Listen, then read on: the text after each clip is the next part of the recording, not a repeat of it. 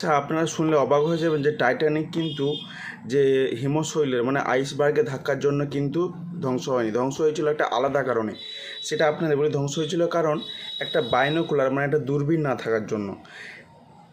দূরবীন সাধারণত প্রত্যেকটা বড় বড় জাহাজে থাকে, কিন্তু যখন টাইটানিক সমুদ্রে লঞ্চ করা হয় তখন সেই সময় যে দূরবীনের যে ঘরে যে চাবিটা সেটা কিন্তু নতুন যে অফিসার তাকে দেওয়া হয়নি, মানে যে চালাচ্ছিল, যে দূরবীনের দায়িত্ব ছিল তাকে দেওয়া হয়নি। তারা কারণ জাহাজকে লিখে ওভার কনফিডেন্স ছিল যে আমাদের জাহাজের রাস্তা তো প্রথম থেকেই নির্ধারিত আছে, বা এত বড় জাহাজ কেউ কোনো ক্ষতি করতে পারবে না। আর সেই কারণটা হয়ে গেছে হিমশৈলকে ওরা আগে থেকে দেখতে পায়নি, কারণ দূরবীন থাকলে হিমশৈলকে ওরা আগে থেকে দেখতে পেয়ে যেত। তার ফলে ওরা কিন্তু জাহাজের যে গতিপথ ঘুরিয়ে নিত, দেখতে পেয়েছিল মাত্র 37 সেকেন্ড আগে খালি চোখে।